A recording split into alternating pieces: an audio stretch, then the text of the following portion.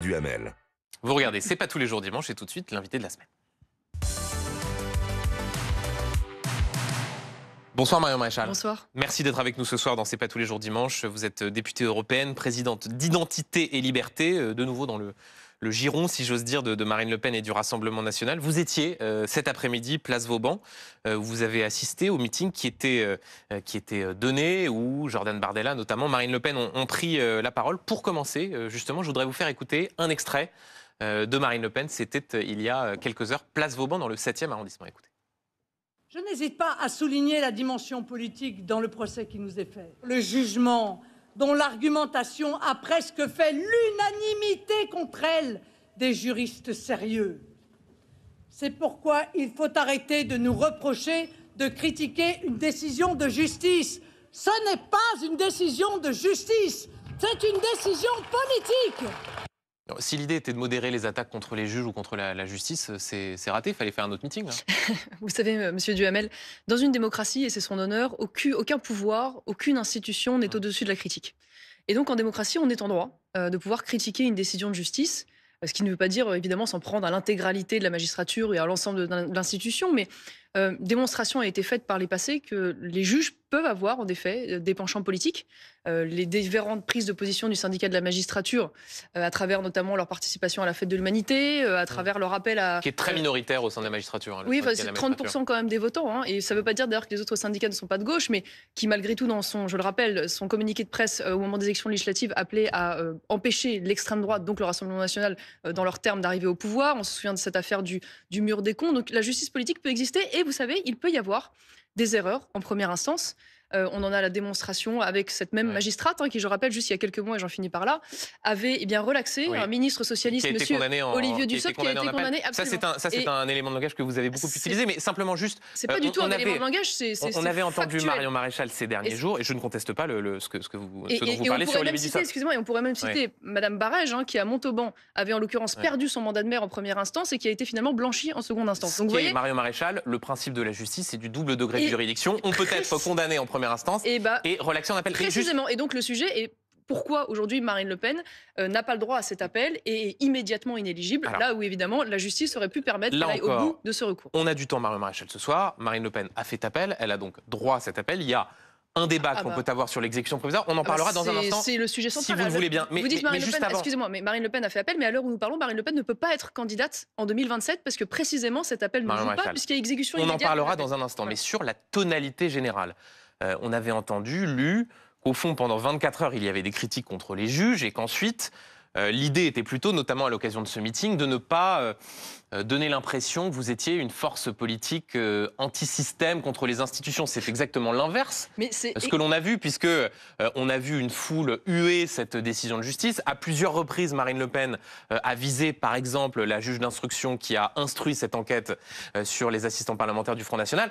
Donc ça veut dire que la stratégie de la dédiabolisation, la stratégie de la cravate, tout ça, c'est fini. On est reparti à la stratégie populiste qui était celle du Front National. Extraordinaire ce procès d'intention permanent qui est fait au camp national, alors que vous avez aujourd'hui deux images.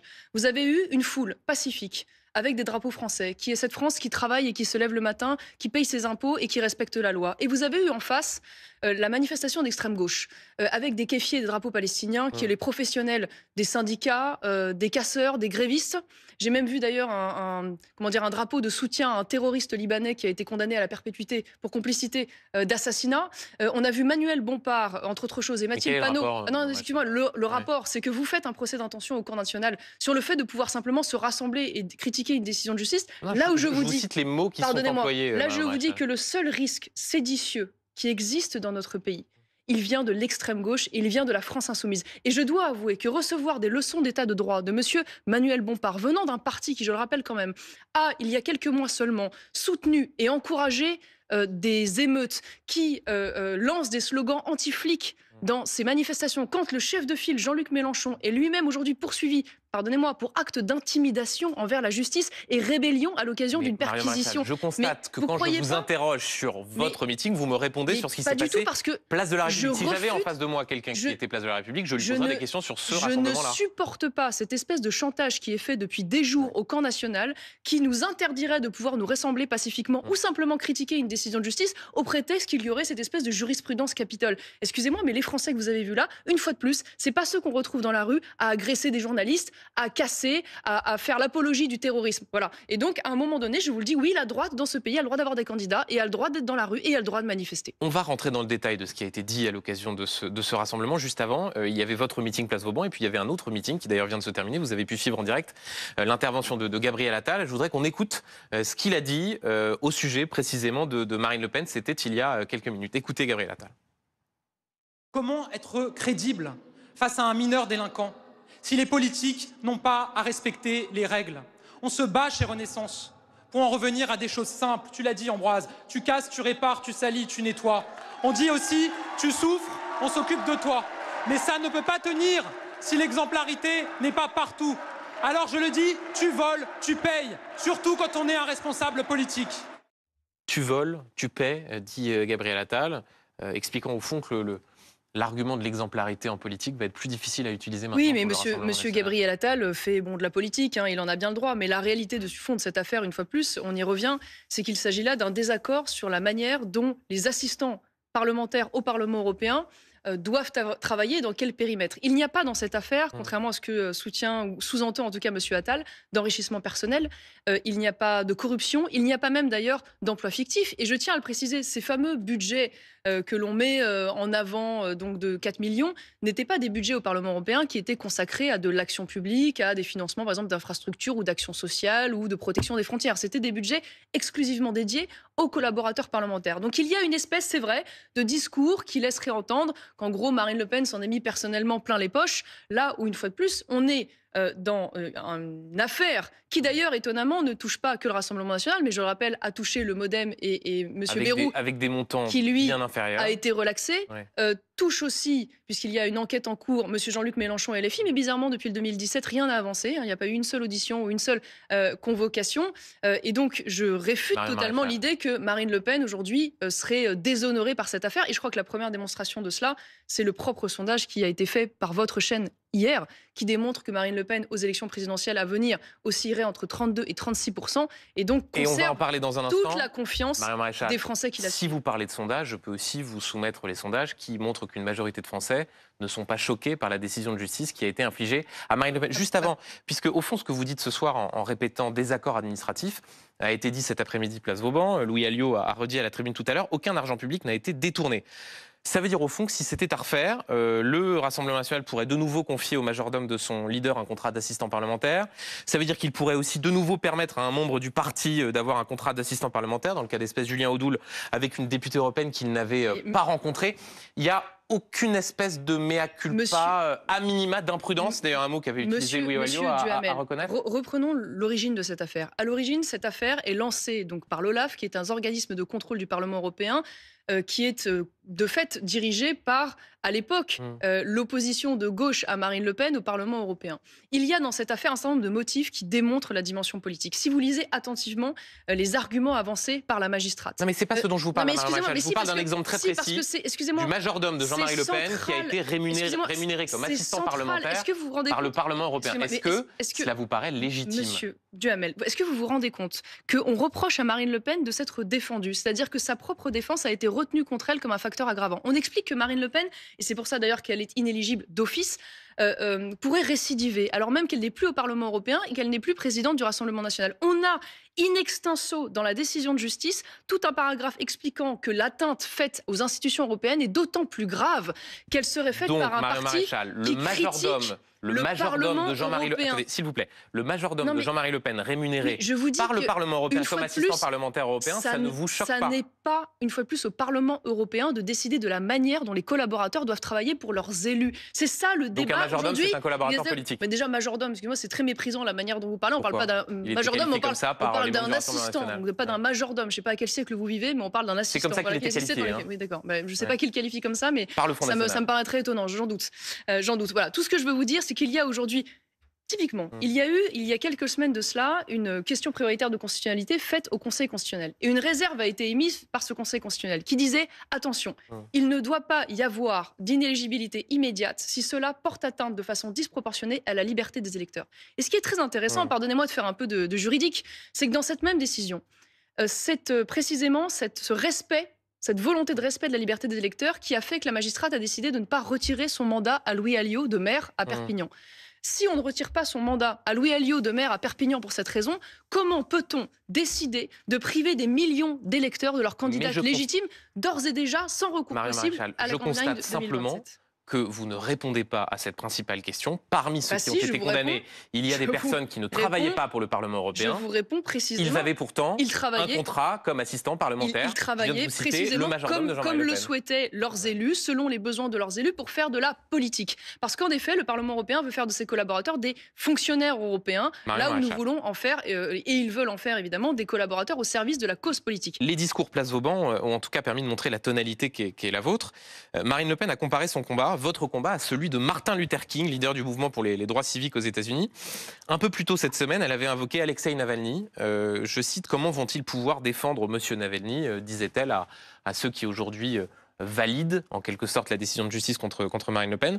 Le combat du RN, c'est vraiment la même chose qu'un opposant à Vladimir Poutine qui meurt en prison et à Martin Luther King. Est-ce qu'on peut vraiment utiliser ces comparaisons-là ? Ce que je peux vous dire en tout cas, c'est qu'il y a manifestement un émoi qui va bien au-delà du Rassemblement national.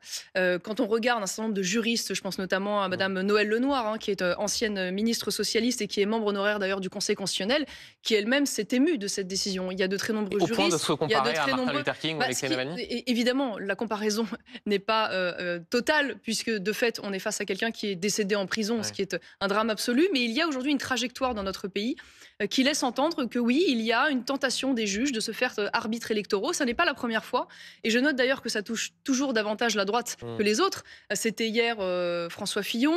On voit aujourd'hui d'ailleurs Nicolas Sarkozy se voir opposer des peines extrêmement dures, là où on a peu de certitude finalement sur les faits avancés quand on regarde le détail de l'enquête et de la décision de justice. Se prononcera. On fait un parallèle entre François Fillon, Nicolas Sarkozy et Marine Le Pen. Les affaires sont très différentes, mais ce que je constate en tout cas, c'est qu'il y a manifestement une tentation de toujours vouloir faire taire les mêmes, de la même manière que lorsque l'émission l'émission C8 est interdite alors qu'il s'agissait de la première chaîne TNT regardez, on voit bien qu'il y avait la volonté de faire taire une certaine de 35 mises en demeure, mais liberté de parole. C8, donc moi, l'appel que j'ai envie de faire, c'est qu'il y a, vous savez, aujourd'hui plus d'espoir qu'il n'en avait hier sur la capacité de Marine Le Pen de pouvoir être candidate. Il y a notamment parmi les différents recours qui sont faits, il y a l'appel, bien sûr, qui devra advenir et qui pourrait être déjugé à la première instance, et je le souhaite, si les juges reviennent à la raison. Il y a un recours qui est fait devant le Conseil constitutionnel. Il y a aussi une proposition de loi qui est déposée par Éric Ciotti fin juin, qui tente à remettre en cause l'inéligibilité immédiate. Et Gabriel Attal a dit nous ne la voterons pas. Très bien, mais moi j'en appelle à l'ensemble de la droite, et en particulier au LR, en les appelant à défendre le droit de la droite à exister et à présenter des candidats. Parce que, je le dis, c'est aujourd'hui Marine Le Pen, demain ça pourrait être Laurent Wauquiez, ça pourrait être Bruno Retailleau, ça pourrait être quiconque finalement peut remettre en cause à certains égards l'agenda qui pourrait déplaire à un certain nombre aujourd'hui d'adversaires du camp national. Et dans un instant, on évoquera ce qui est susceptible de se passer en 2027. Juste avant, Marion Maréchal, sur la stratégie du RN, celle que vous déployez ce soir sur ce plateau de télévision, il y a une forme de... C'est pas une stratégie. Mais stratégie n'est pas un gros mot. C'est ce que vous dites et les arguments que vous utilisez. Vous me prêtez des intentions, mais je vous dis ce que je pense. Le plus librement et le plus... soit un mot péjoratif, de façon la plus transparente qui soit. Ce qui peut apparaître et transparaître, c'est une forme de décalage entre, là encore, ce qu'étaient vos combats, rappelons ce slogan, main propre, tête haute, celui de votre grand-père Jean-Marie Le Pen, et ce que vous dites aujourd'hui. Le combat de l'exemplarité en politique, la nécessité, disait Marine Le Pen, de rendre inéligibles ceux qui avaient été condamnés pour détournement de fonds publics, tout ça, c'est du passé, c'est un combat... que vous ne menez plus. Intéressant, parce que là, ça fait partie de vos éléments de langage, en l'occurrence journalistique, que j'entends depuis une semaine, quand vous faites référence à cette phrase de Marine Le Pen, qui à l'époque évoquait les cas précisément où les élus s'enrichissaient personnellement. Détournement de fonds publics, c'est ce pourquoi Marine Le Pen a été condamnée. Si vous prenez l'ensemble de la déclaration, vous prenez directement de l'argent public qu'il mettait dans la poche, ce qui n'est pas du tout, une fois de plus, le cas de Marine Le Pen, du Rassemblement national et de l'ensemble des élus. Moi-même, à l'époque, je m'en souviens bien, vous savez, j'étais l'une des 2 députées du Front National avec Gilbert Collard, lorsque cette fameuse loi Sapin 2 qui permet la quasi-automaticité de l'inéligibilité a été votée, et j'ai voté contre cette loi. Donc il n'y a pas d'incohérence, si vous voulez. N'essayez pas de chercher des coins où Donc une, vous n'avez... Non mais une c'est incohérence. intéressant, Marion Maréchal. Juste pour que là encore les choses soient très claires auprès de nos téléspectateurs, vous n'avez jamais dans votre vie politique, comment dire, demandé à ce qu'il y ait une forme d'exemplarité, Non, monsieur, même quand il n'y avait pas de condamnation. Ne me faites pas dire ce que je n'ai pas dit. Je considère qu'aujourd'hui, le politique, évidemment, n'est pas au-dessus de la loi. Ouais. Et lorsqu'il y a une violation de la loi, il doit être condamné. Et une fois de plus, en l'espèce, je ne suis pas d'accord sur ce qui est dit dans cette décision et sur l'immoralité qui est prêtée à cette décision, puisqu'une fois de plus, il s'agit d'un différent d'interprétation sur ce que peuvent faire les collaborateurs parlementaires. Mais les politiques ne sont pas non plus en dessous des lois. Voilà. Et c'est tout le débat qui nous anime aujourd'hui, de dire qu'on a une candidate, une fois de plus, qui est très haut dans les sondages, hein, c'est absolument phénoménal, et qui est empêchée de se présenter sans recours possible. C'est là le vrai scandale démocratique, et qui émeut d'ailleurs bien au-delà de nos frontières. Sur ce combat pour l'exemplarité, Marion Maréchal, je voudrais vous soumettre une archive. En septembre 2016, dans les colonnes du Parisien, c'est au sujet de Nicolas Sarkozy. Ouvrez les guillemets. « Je respecte la présomption d'innocence, mais manifestement, il y a quand même suffisamment de preuves pour qu'il y ait des poursuites. Au-delà de cette affaire qui va continuer à rebondir, il est tout de même invraisemblable qu'un homme dont les comptes de campagne ont été annulés, qui a violé la loi, puisse se présenter en toute conscience devant le suffrage des Français. » Je précise qu'à l'époque où cette phrase est prononcée, Nicolas Sarkozy n'a pas fait l'objet d'une condamnation. Est-ce que vous savez qui a dit cela ? Je ne sais pas, j'imagine Marine Le Pen, puisqu'on va passer toute l'émission à pouvoir commenter les déclarations d'hier, au lieu de parler du vrai sujet qui devrait nous occuper, qui est le scandale démocratique. C'est vous, Marion Maréchal. Oui, je répète cette phrase. Au-delà de cette affaire qui va continuer à rebondir, il est tout de même invraisemblable qu'un homme dont les comptes de campagne ont été annulés, qui a violé la loi, puisse se présenter en toute conscience devant le suffrage des Français. C'est-à-dire que là, à l'époque, vous expliquiez, en 2016, que Nicolas Sarkozy ne devrait pas pouvoir se présenter à l'élection présidentielle parce qu'il était seulement mis en cause. Monsieur Duhamel, les comptes de campagne ont été véritablement rejetés, me semble-t-il. Oui. Voilà, d'accord. Les comptes de campagne, donc on est mais il n'avait pas été condamné. Donc j'ai le droit d'émettre un avis sur le fait qu'on puisse ne pas se présenter à l'issue du fait de rejet des comptes de campagne. Donc là, Marine Le Pen est condamnée en première instance pour détournement de fonds publics. Mais un rejet des comptes de campagne, a priori, c'était définitif et c'était avéré et validé. Donc vous comparez des choses qui n'ont strictement rien à voir. Moi, ce que je suis en train de vous dire aujourd'hui, c'est que au-delà d'ailleurs du fond de l'affaire, sur lequel on peut débattre des heures et des heures, puisque c'est même plus un débat de juriste, là, c'est un débat de théologien, puisque voilà. Mais en tout cas, ce qui est sûr, c'est que ça n'enlève rien, une fois de plus, au scandale démocratique qui est aujourd'hui à l'œuvre, où on a des juges qui... Mais d'ailleurs, ça ne touche pas que Marine Le Pen, parce que ce sujet du gouvernement des juges, pardonnez-moi, mais il n'est pas franco-français. Quand vous avez, il y a quelque temps, Matteo Salvini qui a été poursuivi, là encore, pardonnez-moi, par une magistrature de gauche,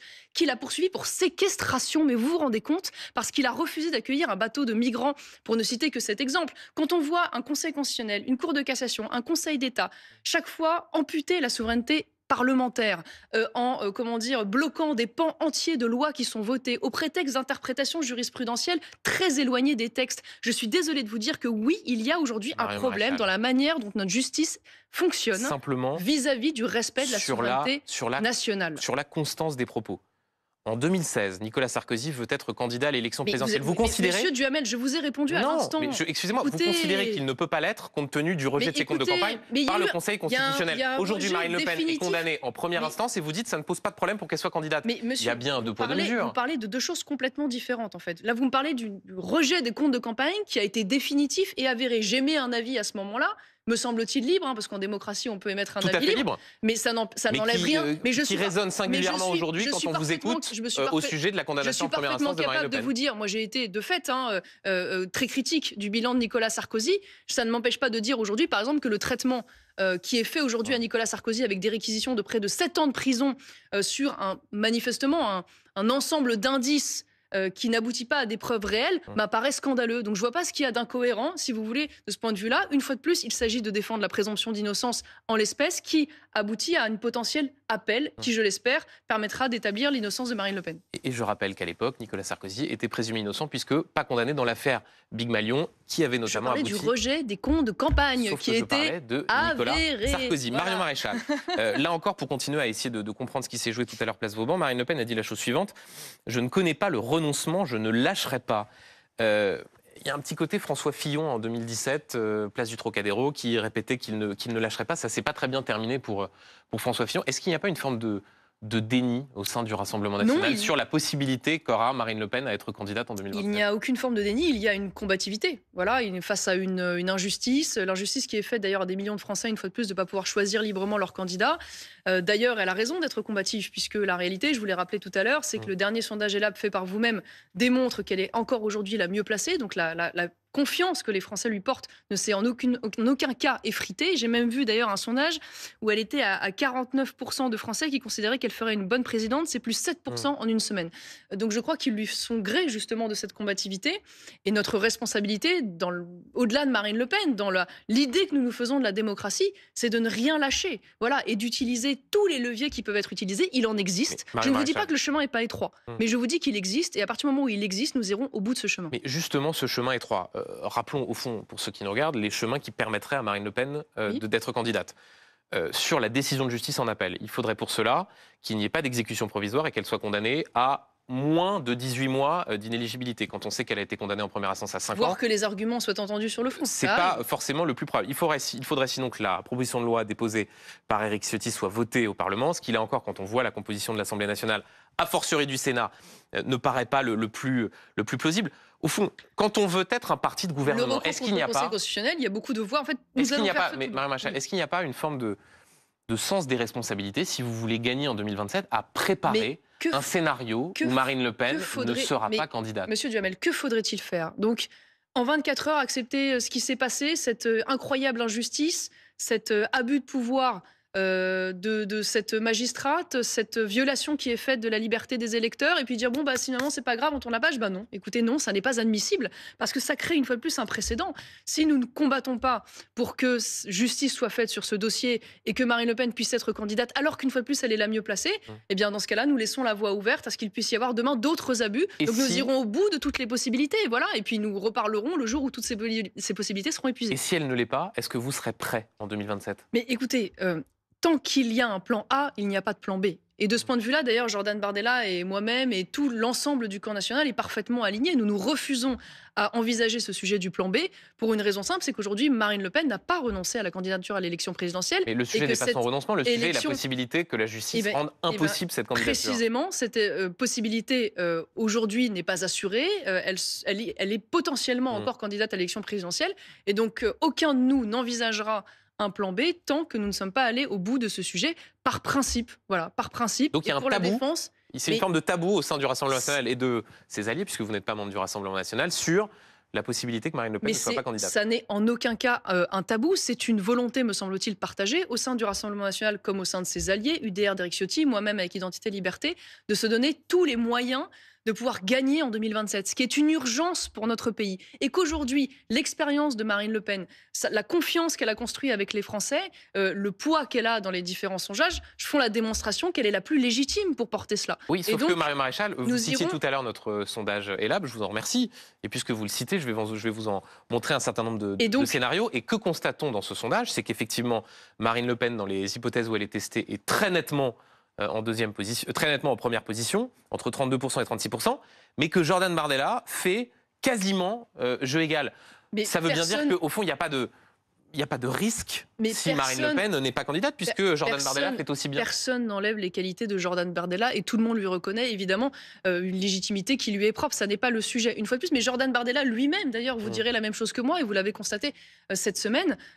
Tout le monde considère, au-delà d'ailleurs des sondages, c'est aussi l'intime conviction qui nous anime. Hein, et puis, on voit bien aussi la ferveur qu'on peut avoir encore tout à l'heure, place Vauban, auprès des militants, qu'il s'agit là de la meilleure candidate. Voilà, la plus expérimentée, celle qui a pris finalement des coups qui l'ont aussi endurci et qu'à partir de là, elle est la plus légitime pour nous tous. Ça va au-delà des sondages, ça c'est aussi une intime conviction qui est partagée et donc à partir de là, eh bien, nous ne ferons pas voler cette candidature.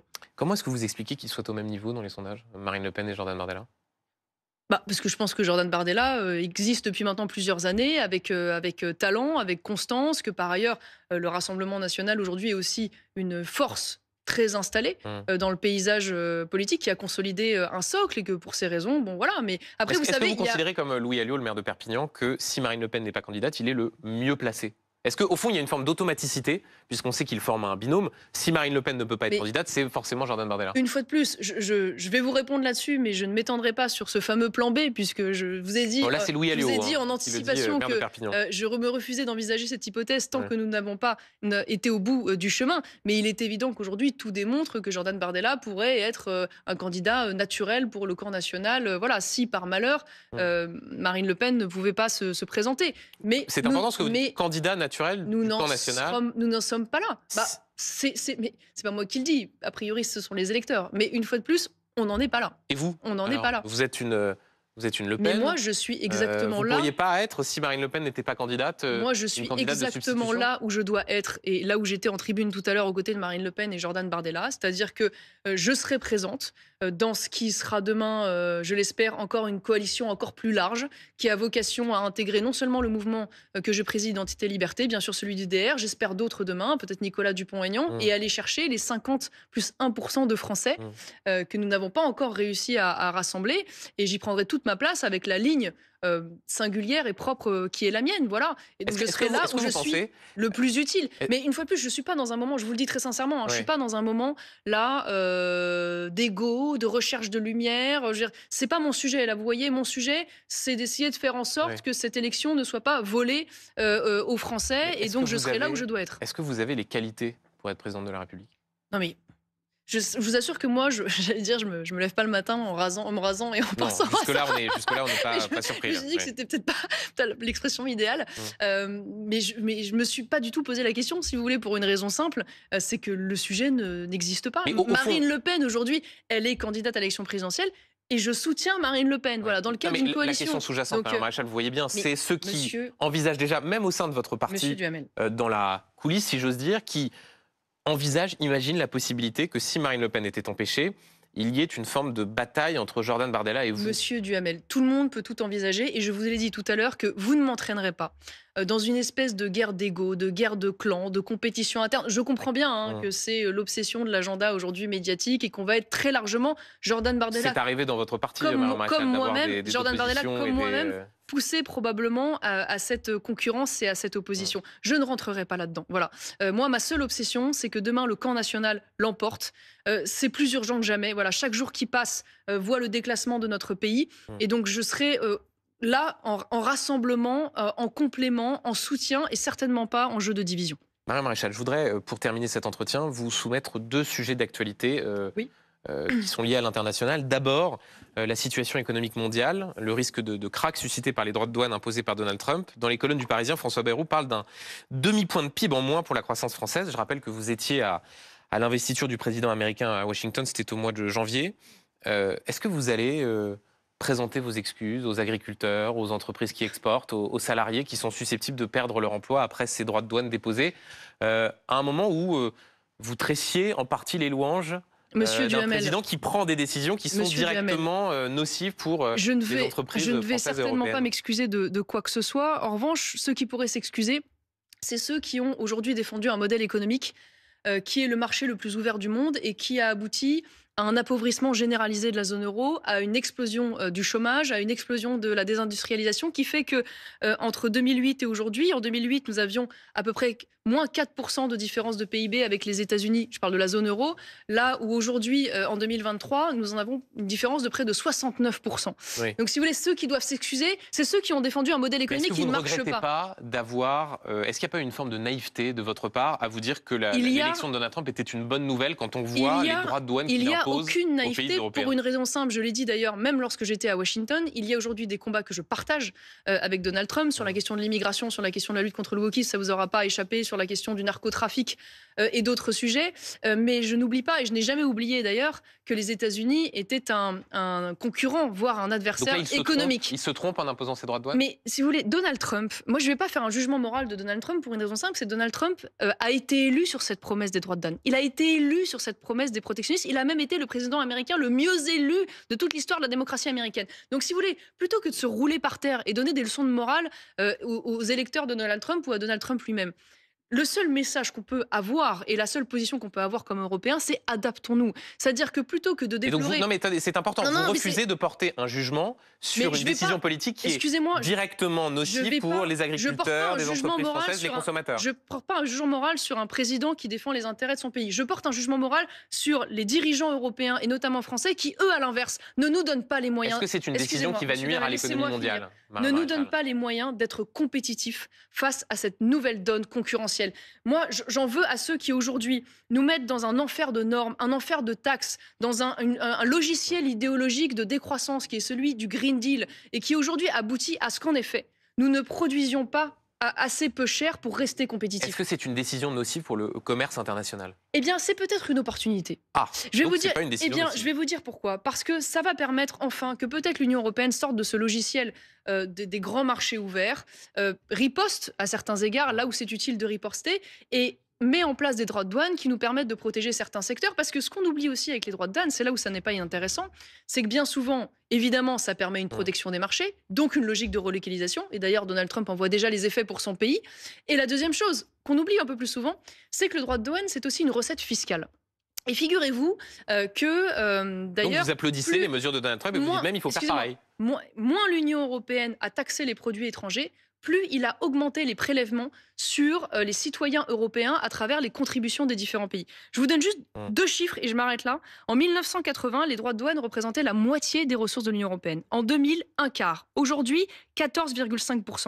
Et à mesure que ces recettes baissaient avec les droits de douane, les contributions des États et notamment des Français au budget de l'Union européenne a augmenté tout autant de plusieurs centaines de millions d'euros. Et donc oui, je le dis, finalement, plutôt que de déplorer cette décision et de vouloir faire de Donald Trump le grand méchant de l'histoire, eh bien, adaptons-nous sur le plan économique, changeons de modèle économique et utilisons finalement cette nouvelle donne protectionniste pour faire de la recette fiscale, pour protéger et pour relocaliser. Et pour mettre en œuvre les mêmes recettes que Donald Trump applique aux États-Unis. Un dernier mot, Marion Maréchal, sur ce qui est en train de se passer à Alger. Le ministre des Affaires étrangères, Jean-Noël Barrot, était en Algérie aujourd'hui et il a annoncé, je cite, une nouvelle phase dans une relation d'égal à égal entre la France et l'Algérie. Au fond, une reprise de la coopération. Voilà, on voit les images ici du ministre des Affaires étrangères, Jean-Noël Barrot. Vous félicitez de cette reprise des échanges qui, peut-être, on le souhaite, va aboutir à la libération de l'écrivain Boualem Sansal. J'ai pas l'impression que la reprise des contacts aboutisse à la reprise des clandestins algériens. Ce qui me déplaît beaucoup dans la posture aujourd'hui des ministres français, c'est que j'ai l'impression qu'ils vont tous à la queue leu-leu, quasiment presque s'excuser auprès d'Alger. On a l'impression d'une dispute finalement d'égal à égal, et puis de 2 partenaires qui voudraient refaire la paix. C'est pas ça l'histoire. Il y a pas d'un côté, il y a plutôt d'un côté un coupable et un innocent. Le coupable, c'est un régime autoritaire qui a sciemment violé le droit international en refusant de reprendre ces différents clandestins, y compris très dangereux, qui a emprisonné un homme âgé et malade qui n'a fait comme seul crime que celui de ne pas avoir l'opinion de ce gouvernement en place. Je parle évidemment de Boualem Sansal, qui, depuis maintenant plusieurs mois, s'efforce de rompre toute relation, y compris agricole, avec la France, puisque sachez, pour information, que les importations françaises agricoles ont chuté de près de 73%, bien avant l'affaire Boualem Sansal d'ailleurs, vers l'Algérie, et un régime, j'en finis par là, qui nous crache au visage, je crois que le mot est pesé, nous crache au visage matin, midi et soir. Et donc je n'aime pas cette posture qui finalement impliquerait qu'on reprend après une espèce de dispute partagée où chacun a sa part de responsabilité. Non, la France n'a pas de part de responsabilité, et quand j'entends dans la reprise de contact d'ailleurs, la volonté, y compris d'une reprise de contact sur le sujet mémoriel. Voilà, je ne supporte plus cela. C'est insupportable de voir des ministres français continuer de se complaire dans la repentance et dans la culpabilité face à un régime qui aujourd'hui a tous les torts. Je maintiens, et j'en finis par là, que plutôt, une fois de plus, que d'avoir la méthode douce et soumise, nous ferions mieux d'engager un rapport de force sur les visas notamment. Merci Marion Maréchal d'être venue nous voir ce soir dans C'est pas tous les jours dimanche. Et tout de suite, l'autre invité de la